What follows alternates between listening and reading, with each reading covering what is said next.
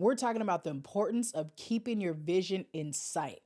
Welcome to Practice, y'all, where we fuse research and culture to help you develop the mindsets, the habits, the skills that you need in order to live out your purpose with confidence. I'm your host and your coach, Dr. Rees. It's time for us to get better, y'all. Let's grow. I'm so excited for this topic, as I am all topics. And that's the dopest part about this is I always get to talk about things that I'm excited about because really what we're talking about is excitement in and of itself. And it's the importance of having a vision, but keeping your vision in sight. Now, those are two words that are almost the same thing. Like vision means seeing, vision means sight. And it's important to keep your vision in sight because the vision that I'm asking you to keep in sight is one that you can know you can't see. And I think that's important. So the vision I'm asking you to keep in sight is the vision that you can currently not see. There is a vision in your heart. There's a vision in your mind that you currently cannot see with your physical eye because it's not your current reality. But that's why it's important for you to keep your vision in sight in your mind and in your heart. So that way that vision can become your reality. And what I mean by this is, we were all born, as you know, I believe that everybody was born on purpose with a purpose to live out your purpose. A part of your purpose includes a vision because how much would it suck if we were given a purpose, but we didn't have an ability to not necessarily see physically, but we didn't have the ability to be excited around that purpose. And when I think about purpose, you all know I always know that there's potential. If you have purpose, and that means there's potential. And our potential is the vision. Our potential is a reality that's not yet here. Like nobody was born and automatically like reach their potential. Like because so there's a gap between the two. And I believe in order for us to continue to stretch and grow and maximize, we have to keep a vision on our hearts. We have to set our hearts and our minds on a vision. And when you set your heart and your mind on a vision, this keeps you encouraged. This keeps you engaged. This keeps you motivated. This keeps you moving. And even in times where you are like, I don't want to move. I don't want to engage. I don't want to be encouraged. I don't feel good. All of those things, which happen because life be lifing and grief happens and all different types of things. Like, I understand that. But even when you're in those moments, it's going to be your vision that gets you back up. It's going to be your vision that puts that energy back in you. It's going to be your vision that taps into the resilience. And this is why keeping your vision in sight is so necessary. So here are 4 reasons why having a vision for your life is extremely important. Number 1 is because it increases your hope. Like I've talked about it. I'm going to keep talking about it. It's almost like somebody who does a finance podcast and you're like, wow, they're always talking about money. Yeah, because it's a finance podcast, right? So for me, with this being something as a purpose and confidence scientist, I'm always going to be talking about things that focus on how do we endure the process of living out this life to become our best self so we can realize our purpose and actualize our potential. So when it comes to that, number 1 is hope. And the reason why hope is so important is because if you do not have hope, you are going to feel helpless. Again, if you don't have hope, you're going to feel hopeless. And then you feel hopeless, you're going to feel helpless. And when you feel helpless, you're going to get to a point of what is the point. You're not going to feel like there's any more purpose left in it because you feel helpless. And feeling helpless has such a negative kind of not necessarily just connotation, but it has a negative impact on our mind and our body. And we cannot afford to feel helpless. And this is why it's important to have a vision, because when you have a vision for your life, then your hope increases because your hope is going to cultivate a positive psychological mindset that says, I have something I'm looking forward to. Hope is attached to faith because it's a part of things that are not yet seen. Hope and faith go hand in hand, and so does having a vision and having a purpose for your life. So when you understand that there's a purpose for your life and you have a sense of hope and you have faith and you have a vision, it's going to equate to you being able to reach your potential and live out your potential because you kept hope and you kept faith. And you have to know that hope and faith and having a vision for your life are things that are not seen. Do you know how much resilience it takes to have hope and faith in a vision that is not yet seen? That joint takes an extreme amount of resilience, and a lot of people won't even leverage the resilience that they have in order to access the hope and access the faith in order to live out that vision. And that breaks my heart. And I think that it's important to talk about this because hope is not fluffy. And hope and resilience go hand in hand because resilience is hard. And because it's hard to leverage resilience, sorry, I've got something on my eye. Goodness gracious. Because it's hard to leverage resilience, we need hope. Hope makes us feel good. Hope keeps us up. Hope keeps us engaged, right? While you're having to be resilient, you don't want to deal with any of those things. You don't want to tap into um, it doesn't feel good to be resilient in the moment. We talked about that a couple episodes ago. But if you can lean more so on what is it that gives me hope? What is it that keeps my heart um, feeling well? What is it that keeps my heart joyful? That those things are attached to hope. Now the next thing is sorry, I lost my train of thought because I got this eyelash on my eye. Um, the next thing that we want to think about is optimism. And I love optimism. And it's really important for us to understand that optimism and toxic positivity are two different things. Optimism and toxic positivity are two different things. Optimism doesn't disregard the negative things. Optimism doesn't disregard grief. Optimism doesn't disregard that some stuff just really sucks and that bad things happen to good people. Optimism doesn't disregard that life's and life be life for a whole lot of people. What optimism does is it keeps you hopeful in the midst of ugh. Optimism and toxic positivity are not the same thing because optimism does not have a disregard for life. Like optimism doesn't say, "Oh, you're going through something, just forget that." No, no, no. Optimism is a realist. Like I can be an optimist and a realist at the same time. And I think a lot of people feel like you can either be an optimist, a pessimist, or a realist. I don't think that's true. I can be a real optimist and not have a taste for toxic positivity. As somebody who I believe I'm rich and resilient, I have to leverage optimism in order to be rich and resilient. But I also have to have a keen sense of how real this world is, especially for somebody who walks through the world who looks like me with the makeup that I'm in. So I don't disregard all the life that life's for everybody out there. I can be a realist, I can understand truth, and I can see exactly what's happening, and I can still hold on to hope and optimism and leverage my resilience in order to build a better future for myself and my family and for those that I serve. And I think that that is extremely important for anybody who wants to have a vision for their life. Everybody deserves to have a vision for their life, but not everybody wants to do what it takes to cultivate that vision for their life. And so that's a lot of what we're talking about today. And let me get to number 3 because I want to give you guys this information in a way that is packed, succinct, so that way you can activate on it. The number 3 reason why you need to have a vision for your life and why it's important is because visions help keep you resilient. I've been talking about resilience in this last couple minutes, and I had an episode about resilience a couple episodes ago, which I highly encourage you to go back and listen to. But when I have a vision for my life, when I have a vision for my life, when you have a vision for your life, you have the ability, like I just described, to become rich and resilient. When you have a vision for your life, it keeps you resilient.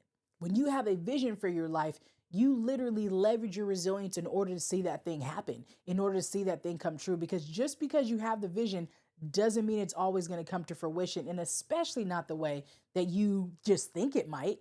You can dream up the greatest plan, the best 5-year plan, 10-year plan, what you want to do, but there's a whole lot of stuff out of your control. There's a whole lot of things that you do not control in this life. And if you don't have resilience when it comes to living out your vision or cultivating a vision, on either side of it, you're not going to be able to see that vision come to fruition. So again, I'm going to tell you like this.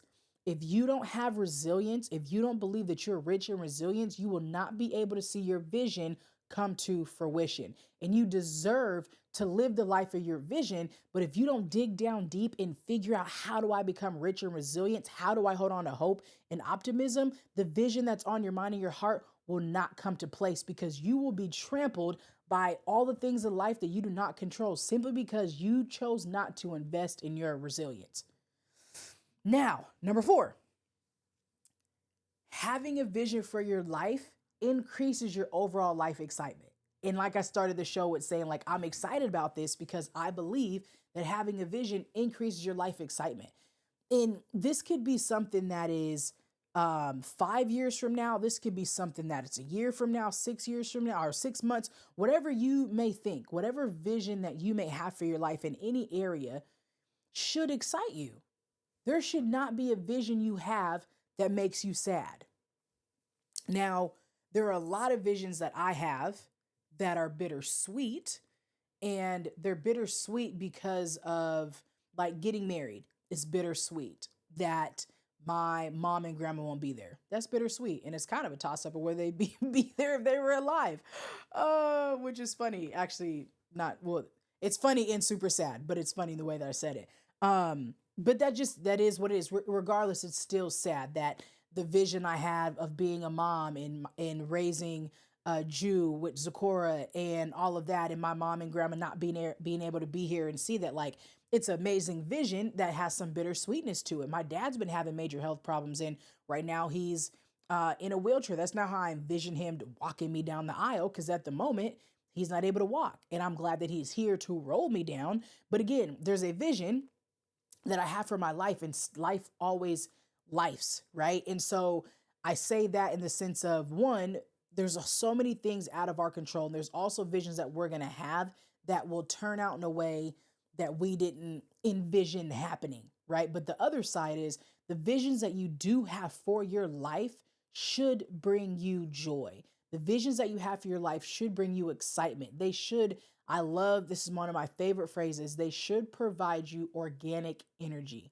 The visions you have for your life should provide you organic energy. What I mean by that is, when you think about those things, you automatically get excited. You get a smile on your face. Your energy jumps up. You get a hit of dopamine and endorphins, because you're so pumped and you look forward to living out this life. Now, the part about this that is the most important is that it's not, and it shouldn't just be living out the vision. It should also be the process required to develop and build the vision that brings you joy. Now, this is where people talk about trusting the process. And I like to say, create a process that you trust. You can't trust the process if you don't create a process that you trust. In creating a process that you trust, has to be elements that bring you joy, because you know doing what you're doing is going to get you closer to your vision.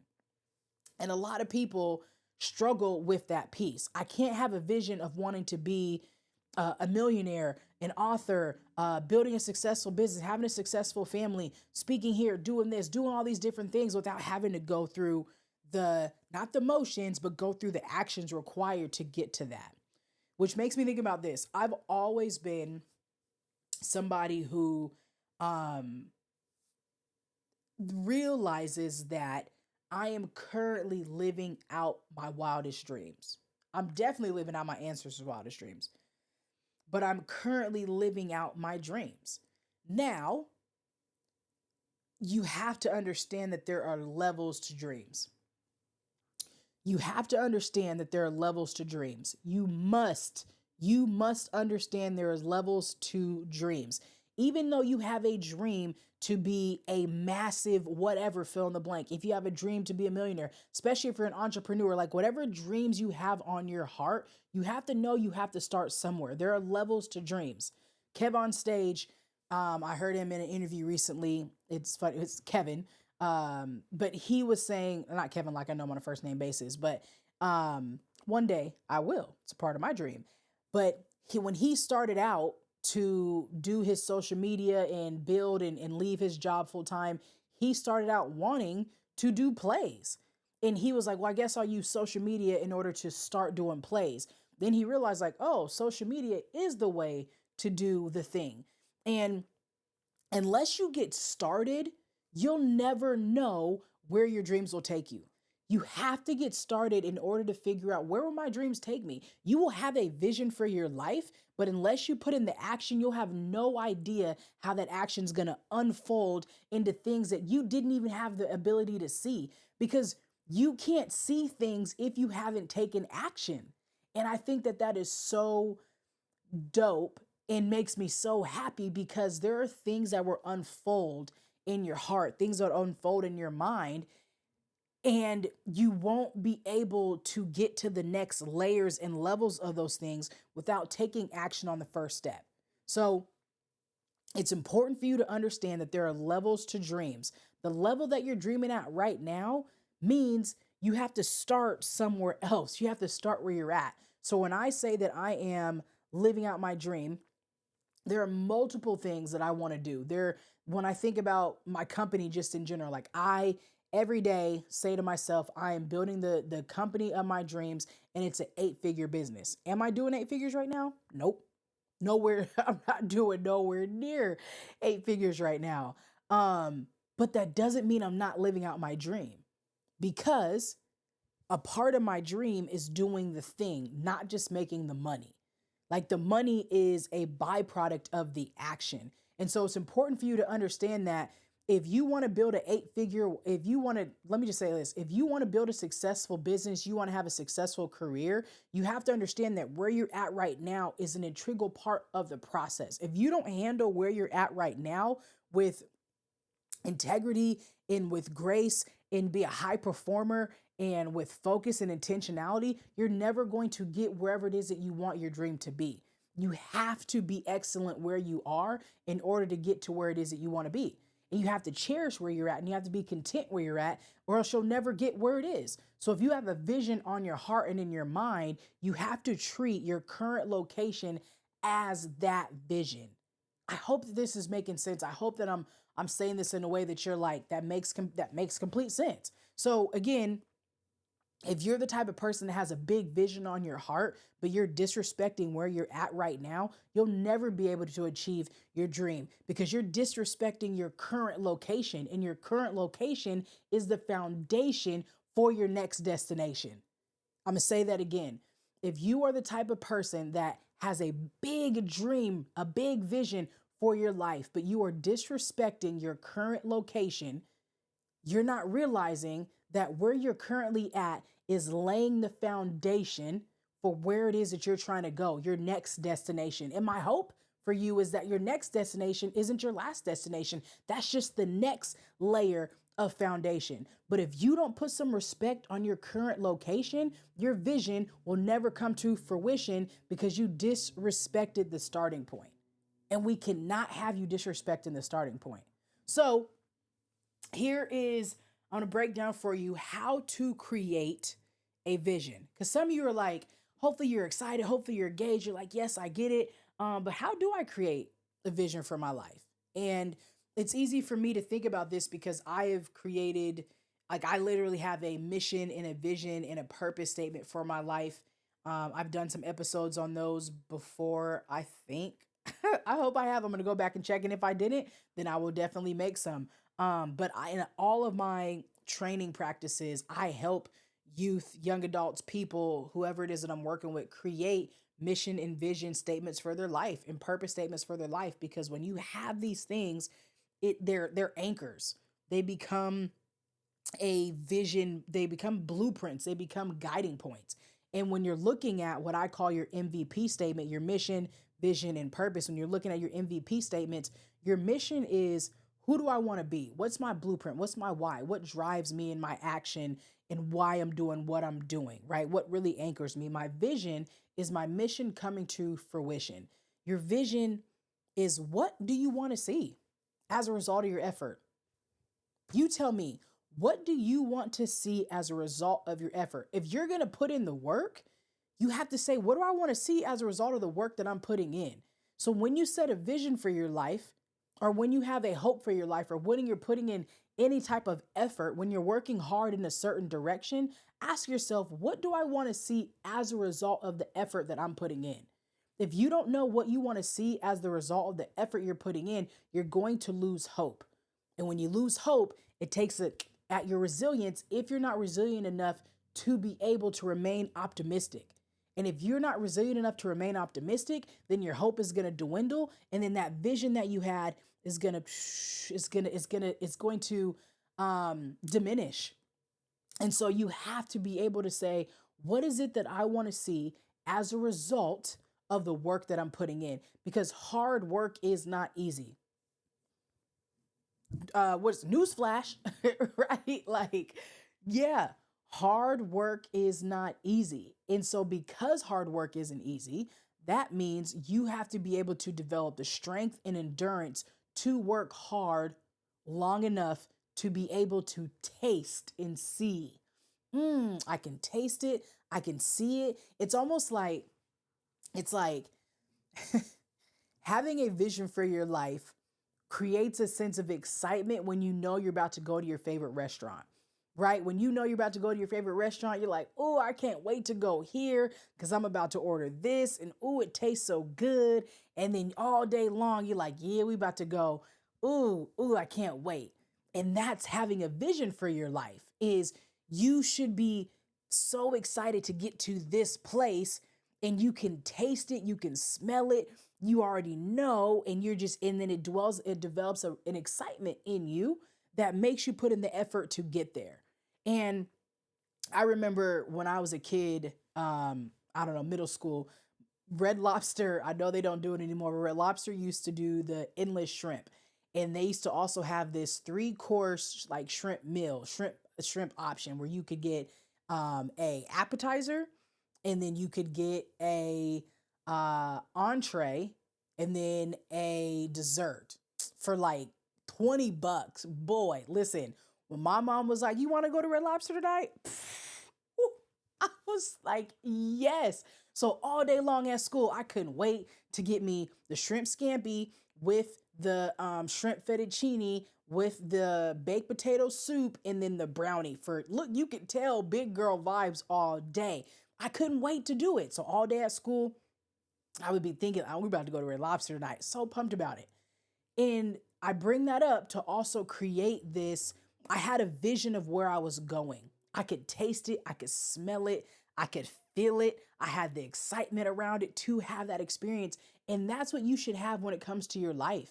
Like, it shouldn't just be moments of going to dope restaurants. Like, your life should excite you of like, man, I get to wake up today and I get to do this thing. Oh, I'm so excited that I get to do this. Now, not every day is like that.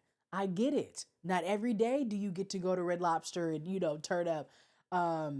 Another example that I'll use when it comes to this before I forget it is Red Lobster used to have the endless shrimp. That's what it was. They had the endless shrimp, the all you can eat shrimp, and they got rid of it because they were like, we are spending way too much money. It makes sense from a business perspective. But I used to love when we would go to Red Lobsters and get the endless shrimp. So before I had the knowledge on this is not how your stomach works, I used to be like, oh, no, I'm not really about to eat, because if I don't eat when I go to Red Lobster tonight, I'm going to be able to eat a whole bunch of shrimp and I'm just about to pig out. The way that this translates into having a vision for our life is similar to what I just said, but also there was work and effort that I put in order to get a certain result. So we have these skills as people. We put them in multiple areas of life. What we need to do is apply it to our vision. What we need to do is apply it to how we want to live our whole lives. So, how to create a vision. The first thing is, I just want you to sit or walk or move or roll or stroll. I just want you to move. I want you to move without any outside influence. No podcast, no music, no TV, no nothing. I just want you to move and think and allow your thoughts to just hit you. Move, think, allow your thoughts to hit you and see what comes up, and ask yourself the question, what do I want to see as a result of my hard work? Especially if you're an adult. If you are an adult who has agency and autonomy over your life, I need you to ask yourself, what do I want to see as a result of my hard work? Yes, life is ghetto. Yes, life be lifing. Yes, inflation is happening. Yes, there's about to be a recession. Yes, all these different things, but you're still going to work hard. You're still waking up and going to work and paying the bills and doing all these different things. And life shouldn't be a rabbit cycle of just hard work with no reward. So I want you to think about, what is it that I want to see as a result of my hard work? Sit with that. And what comes up, think about what gives you organic energy, what makes you smile, what makes you be like, man, if I had just an hour more of free time a week, I would do this. If I had just a little bit more time here, I would do that. Oh, and this is also another thing is bucket lists. That's a dream list right there. That's a vision list. Having a bucket list for your life is a life hack because it's a list of a bunch of visions you have for your life. And it is essential if you are going to be a well rounded, healthy human being. You need to have a bucket list. You need to have a list of things that you aspire to do that make you happy, that make you face your fears, that make you want to get up. And then now you're challenging yourself to do something. It may be take a trip. It may be run a marathon. It may be quit this. It may be start that. I don't care what it is. Everybody needs to get themselves a bucket list because your bucket list is a list of a bunch of visions that are going to give you hope and optimism and increase the excitement in your life. And when you have those three things going on in your life and in your mind, it increases your ability to be a better you. Life hack. So that took me where I wasn't necessarily trying to go at this very moment, but I'm not mad at it.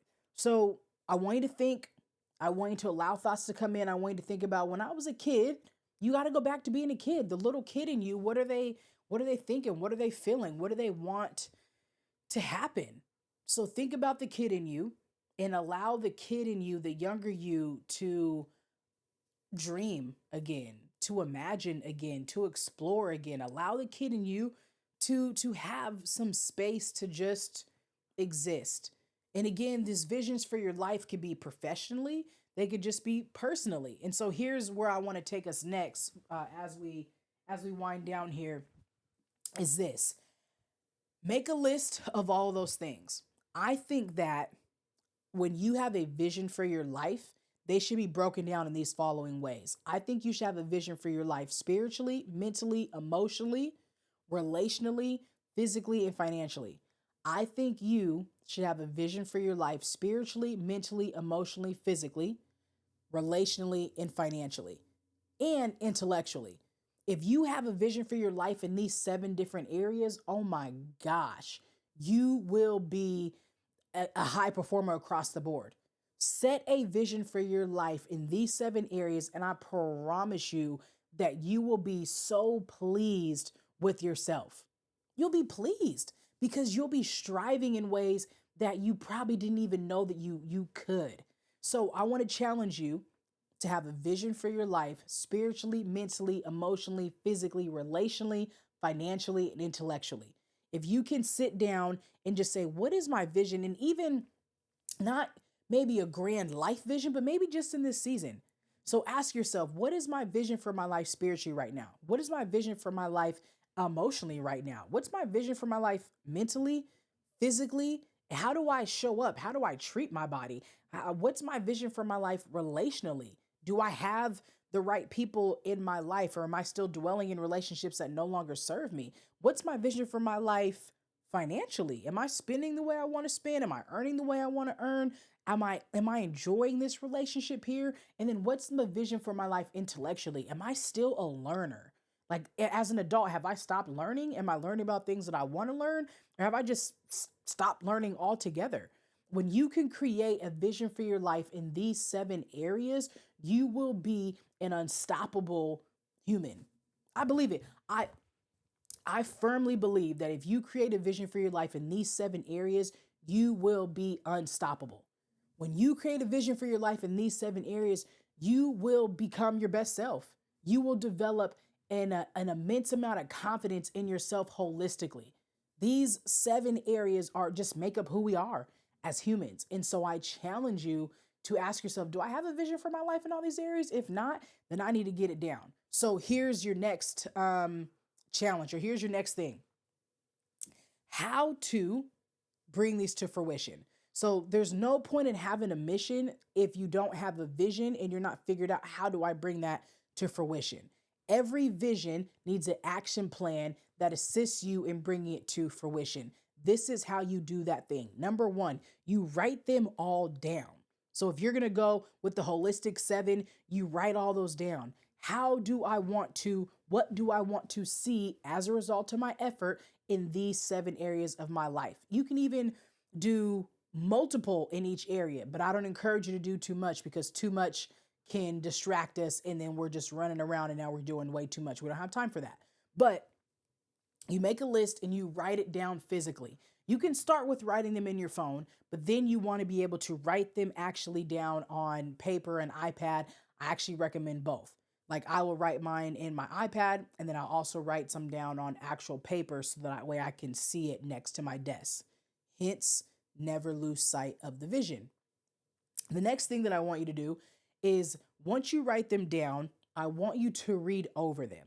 So write your visions down, make them plain, and then read over them in your head. So that way, psychologically, you can hear yourself in your head dreaming up and conjuring up all these different things that, like, wow, you're convincing yourself psychologically that, like, these things matter to me. The next thing that I want you to do after you write them down and you read them in your head, then I want you to read them out loud so you can hear the words coming back. It's like a cycle. It's in my head starting, it's coming out my mouth, and then it's coming right back in because all we're doing is we're reinforcing this thought process. Then after that, I want you to sit down for a minute, center yourself, get real self-aware, get real selfish, and then see yourself live out that vision.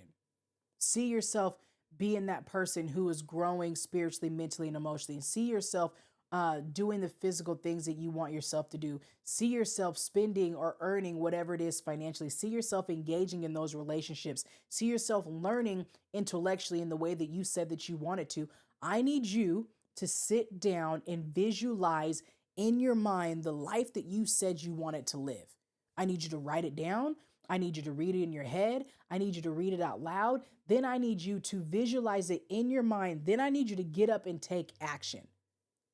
But in taking action, I need you to create a process that you trust, because in that process needs to give you hope. That process needs to give you optimism, and that process needs to have an element of friction, because when there's friction, that's when your confidence is developed, but you can use that resilience to help get you through it. Because I cannot have you be the type of person who is too afraid to embrace the pain that comes with embarrassment when it comes to enduring this process. I can't have you be that person. I need you to be the person that's like, I understand it's going to be embarrassing sometimes in order for me to pursue all these different avenues. I get it. It's embarrassing. It can be embarrassing to fail. It can be embarrassing to not get it right. It can be embarrassing to not have all the right answers. It can be embarrassing to be the person who's starting over. It can be embarrassing to do all these different things when you are allowing yourself to hide under shame. But when you allow yourself to say, I get that embarrassment is what I make it. Embarrassment is subjective. If I'm taking hold of these things, then I don't have to be embarrassed because somebody else wants to be mean. I don't have to be embarrassed because somebody else wants to be a bully. You got adults being bullies. That's not cute. So I need you to say, you know what? I'm going to embrace the process. I'm going to create a process that I trust that allows me to take action to live the life that I envision for me. That's what I need you to do. So I feel like I gave you a lot of information. The very last thing that I need you to do is this. Never lose sight of the vision. And I mean psychologically and physically. Never lose sight of your vision psychologically and physically. Psychologically, always have the vision that you have for your life in your mind, running on your brain. But then physically, put it somewhere that you can see it. When you can see what it is that you're working hard for, when you can see a list of things that you're striving for, when you can actually see it, it's an instant reminder. It reminds me of Mary Jane, when she would have all the sticky notes all over her mirror. I used to do this when I was in high school and college. Like I would put sticky notes up that were my confidence mantras and I would read them to myself, but I would actually see them. And what we see influences our behavior. And it is easy, especially we're in March. So many people's New Year's resolutions are gone out the window. This is why I'm talking about this right now, because we're about to end quarter 1 of 2025, which is mind blowing. But when you can put your visions in a place that you can see them every day, it's easy not to get off track. Put your life visions in a place that you can see them every day so you do not get off track. It's easy to get off track when you don't see where it is that you're going, right? Especially when you're in the midst of building, it's hard for you to remember where is it that I'm going because I'm lost in the trees. And you could forget that you're going somewhere. You could forget that you have a vision for your life because you're in the midst of digging up and trying to get out of debt and trying to build this business and trying to start over and try to lose this weight. And you want to be able to run, but now you have to walk. And it's when you have to be resilient. Resilience doesn't feel good. But when you have a vision attached to that resilience, it's going to be the hope and optimism that keeps you engaged in that process. And this is why I need you to have your vision somewhere you can see it every day so you have a daily reminder of why I'm working hard. Because when you forget why you're working hard, when you forget why you're enduring this pain, it's easy to give up. And I cannot have you giving up. We cannot have you giving up. Your village cannot have you giving up. Your purpose cannot have you giving up. We need you to endure because there is a purpose on your life, and that purpose has a vision that'll put a smile so big on your face, your cheeks will start hurting. And I want that for you. All right, y'all. I hope that you enjoyed today's practice. I appreciate you. I love you. As always, do those things that if you enjoyed this message, please feel free to share this with somebody who you think will also benefit from this. Tap in with me, talk to me in the comments, shoot me a DM if there's any area in your life. If you want some help developing a mission and vision and purpose statement, hit me up so we can make that happen. But I hope and pray the best for you in your life. I hope that your vision is giving you the energy that you need and that you are feeling fulfilled to continue to endure this process. I'm your coach, Dr. Rees. Until next time, peace.